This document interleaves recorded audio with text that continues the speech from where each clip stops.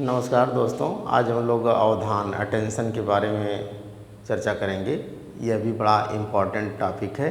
ध्यान, संवेदना हो गया, प्रत्यक्षीकरण हो गया, संप्रत्यय, कल्पना, ये सारी चीज़ें, स्मृति और चिंतन के साथ साथ अवधान भी देखें। कभी कभी जनरली बच्चे हो या कोई भी हो, इस तरीके से आता है ना कि भाई हमारा ध्यान नहीं लग रहा है, किसी में मन नहीं लग रहा है, पढ़ाई में मन नहीं लग रहा है। आखिरकार ध्यान क्यों नहीं लग रहा है? किसी चीज़ में पढ़ने में मन नहीं लग रहा है। तो ध्यान किसे कहते हैं कि कोई चीज़ को चेतना मन में लाना। बहुत सारी चीज़ें होती हैं, हम याद करते हैं और उसके बाद जो है वो चीज़ें जो है हमारे चेतन मन से अचेतन मन में चली जाती हैं। जो हमारा चेतन मन होता है वो 10% ही हावी होता है, अचेतन मन 90% हावी होता है। तो अचेतन मन से चेतन मन में लाने के लिए जो है कोई चीज़ को हम क्या कहते हैं कि भाई आ रही है तो स्मृति कहते हैं। जब वही चीज़ नहीं आती है चेतन मन से अचेतन मन में तो उसको विस्मरण या फारगेटिंग कहते हैं। तो ध्यान लगाना किसी चीज़ में, जैसे आप देखें कि एक तरीके से यह अभिप्रेरणात्मक है, मोटिवेशनल टॉपिक भी है। ध्यान क्यों नहीं लगता? सबसे बड़ी समस्या यह है कि आप सोचें जनरली अपने लाइफ में कि हमारी ये दैनिक जीवन से जुड़ा हुआ टॉपिक है कि हमको ध्यान लगाना चाहिए, किसी चीज़ पे ध्यान लगाना चाहिए। सुबह उठें, हम स्नान करें या इस तरीके से जो भी कुछ करें, अगर किसी में भी हम श्रद्धा विश्वास रखते हैं, ईश्वर हैं, तो उस तरीके से हम सुबह बैठ कर के मन को कंसंट्रेट करें। मन को बस में करना सबसे बड़ी चीज़ होती है। मन को कंट्रोल में कर लिया तो सब कुछ कंट्रोल में कर लिया। आप चंचल हैं, आप अस्थिर हैं, आप एक तरीके व्यथित हैं, तो आपको सब कुछ रहते हुए आप परेशान रहेंगे। लेकिन अगर आपको अंदर संतोष है, मन में कंट्रोल है, संतुष्ट है, तो आप शांत हैं, स्वभाव के हैं, तो आप एकदम खुश रहेंगे। तो ये इसीलिए कहा जाता है कि ध्यान लगाइए। नहीं अभी जाइए किसी के यहाँ, डॉक्टर के यहाँ जाइए, योगा वोगा आज रामदेव वगैरह करा रहे हैं, कि ध्यान लगाना बड़ा ज़रूरी है। ध्यान लगा करके मन को आप शांत कर सकते हैं। बहुत सारी चीज़ें हैं और साथ से आप बच सकते हैं।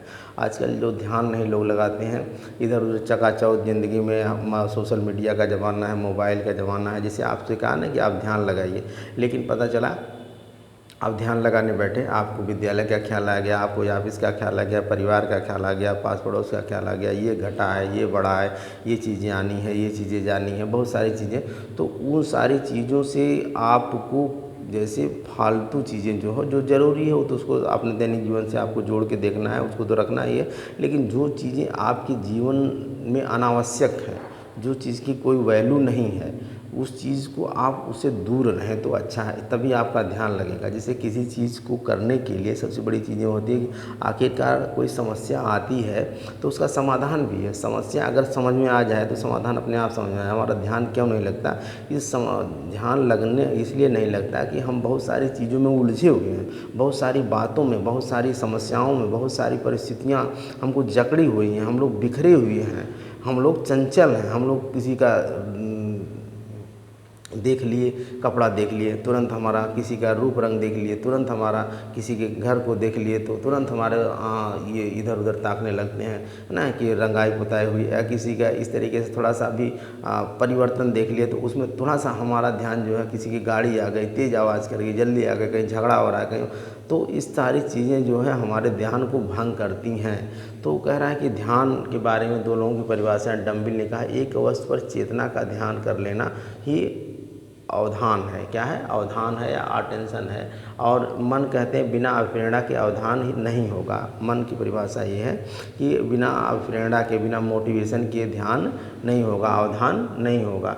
तो इस तरीके से अब कुछ विशेषताएं हैं उनकी, जिसे प्रकृति कहते हैं, नेचर ऑफ अटेंशन, या आप कहेंगे अवधान की प्रकृति या विशेषताएं कहेंगे, तो उसे आप देख लेते हैं। जैसे आप देखें कि अवधान करके ही व्यक्ति सफल हो सकता है। अगर वो ध्यान लगा लिया किसी चीज़ में तो उसके अंदर सुपर ईगो एकदम, एक तरीके से जो लोग भी एक महापुरुष हुए हैं उन लोग अपने ध्यान को कंट्रोल किए हैं, ध्यान के बस को करके ही आगे बढ़ने का सबसे बड़ा वो है। जो लोग बिखरे हुए हैं, जो लोग अपने मन को कंट्रोल नहीं कर पाते हैं, वो लोग चंचल हैं, इस तरीके से अस्थिर हैं, बहुत सारी चीज़ों में बहके हुए हैं, उनके सामने तमाम समस्याएं हैं, समस्या है उसका निराकरण नहीं खोज पाते। लेकिन लोग ध्यान लगाते हैं, वो लोग समस्या है, समस्या का निराकरण वो लोग कर लेते हैं। भाई कुछ भी है तो उसको होगा ही, समय तो परिवर्तन होगा ही, समय कभी रुकने वाला तो है नहीं। नहीं, आदमी घबरा करके, छपटिया करके, परेशान हो करके या कुछ भी करके मर जाए, लेकिन कुछ होने वाला है, परिवर्तन होने वाला कुछ नहीं होने वाला है। जो होना है वो होगा। बस हम अपने काम को ईमानदारी से, सच्चाई से, लगन से, मेहनत से, कर्मठता से करते चलें, और जो हो रहा है वो होगा, उसको कोई रोक नहीं पाएगा। ये सृष्टि का नियम है। तो ये सारी बहुत सारी चीज़ें हैं। मोटिवेशनल टॉपिक है अवधान।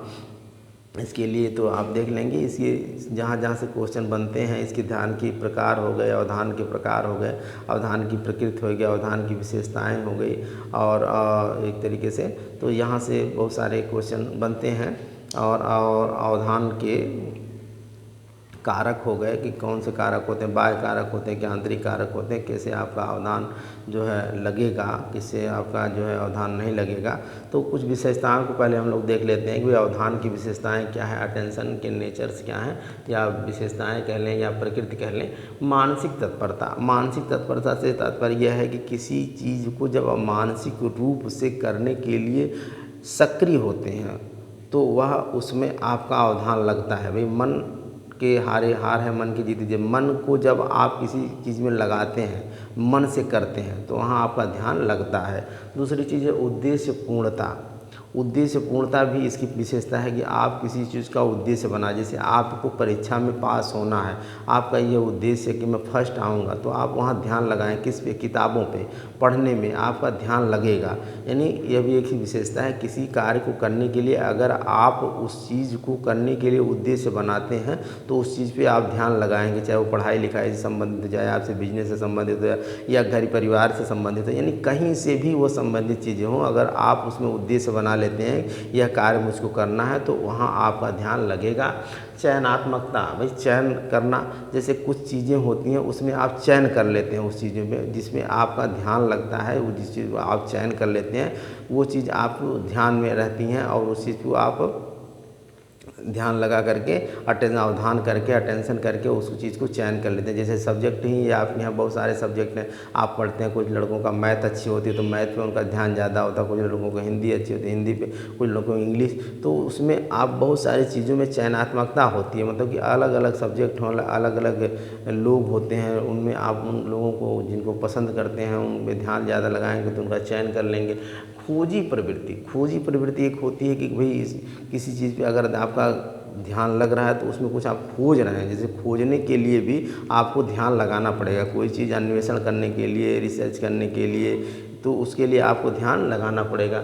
दूसरी ये परिवर्तनशीलता, परिवर्तनशीलता आप देखें कि भाई बहुत सारी चीज़ें हैं कि आप जो है ध्यान लगाने के लिए आपके अंदर परिवर्तनशीलता होती रहती है, आप जो है अलग अलग चीज़ों को जो है उसको उसमें परिवर्तन होता है। और इस तरीके से आला एक विशेष शारीरिक मुद्रा, विशेष शारीरिक मुद्रा में ध्यान लगाने के लिए भी ध्यान मुद्रा, जैसे आप योगा देखे होंगे एक विशेष ध्यान मुद्रा होगी। ऐसा नहीं कि आप जैसे चल रहे हैं वैसे बैठे हैं टेढ़े मेढ़े ऐसे जैसे भी सोए हैं तो ध्यान लगाने, ध्यान लगाना है किसी चीज़ पे, किसी चीज़ को करने के लिए एक सिस्टम होता है, एक तरीका होता है, एक मैनर होता है, तो उस तरीके से आप ध्यान लगाएंगे। एक मुद्रा में बैठ करके शांत वातावरण होगा, जहाँ शोरगुल नहीं होगा, जहाँ चहल पहल नहीं होगी, जहाँ शांति रूप से आप वहाँ बैठ करके अपने ध्यान को लगाएंगे। विश्लेषणात्मकता, विश्लेषणात्मकता का मतलब कि किसी चीज़ को आप इसकी विशेषता ये है कि आप किसी चीज़ को अलग अलग रूप से देखते हैं। जैसे मान लीजिए आप अपने शरीर को ही, किसी शरीर को का विश्लेषण कर रहे हैं किसी को, तो आप उसके सर को देखेंगे, हाथ को देखेंगे, पैर को देखेंगे, उसके पेट को देखेंगे, उसके सारे अंगों को आप देखेंगे, तो उस विश्लेषणात्मकता ध्यान लगाएंगे। जैसे कहा जाता है ना, रामदेव का मैं किताब पढ़ा था तो उसमें कहा था कि अगर नींद आपको नहीं आती है तो आप क्या करें, सो करके और अपने शरीर को जो है एकदम स्ट्रेट मुद्रा में, दोनों पैर और दोनों हाथ एकदम स्ट्रेट मुद्रा में सो करके, और क्या करें कि आप अपने बाएं साइड से जो है आप अपने पैर को, अंगुलियों को पहले देखें, आंतरिक और बाह्य रूप से अंदर से देखें, और अपने को यह कहें कि हे ईश्वर मेरी पैर की अंगुलियां स्वस्थ हैं। फिर उसके बाद आपके घुटने आते हैं, आप ये कहें कि हे ईश्वर मेरे घुटने स्वस्थ हैं, मेरे टांगे स्वस्थ हैं आंतरिक और बाह्य रूप से। फिर आप आएंगे ऊपर कमर तक, तो मेरी ये कमर भी स्वस्थ है।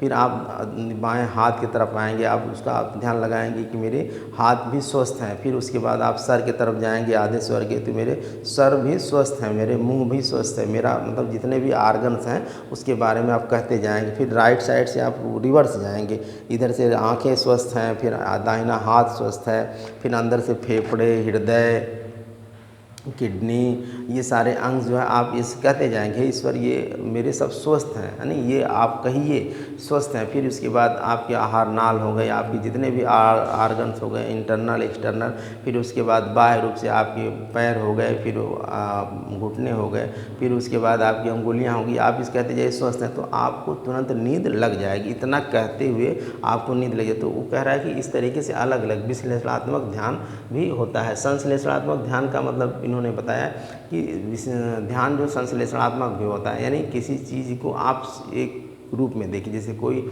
लड़का आ गया तो कहते हैं अरे वाह वाह क्या बात है, बड़ा स्मार्ट है, क्या पर्सनालिटी है, नहीं क्या जम रहा है, तो उसको एक का समग्र रूप में देखते हैं। कोई मकान बाहर से आप जहाँ रास्ते में बाहर से देख रहे हैं, अरे क्या यार गजब मकान है, कितना सुंदर आलीशान बिल्डिंग है, नहीं हवेली जैसे लग रही है, गजब है, चारों तरफ कितना आगे का फ्रंट कितना है, पार्किंग कितनी अच्छी है, हवादार है चारों तरफ है, फर्स्ट क्लास। तो उसको पूर्ण रूप से सकारात्मक ध्यान, सकारात्मकता का मतलब ये होता है कि आप किसी पे ध्यान केंद्रित करके उसको देखते हैं, उसको सक्रिय रूप से देखते हैं, किसी चीज़ को समझते हैं।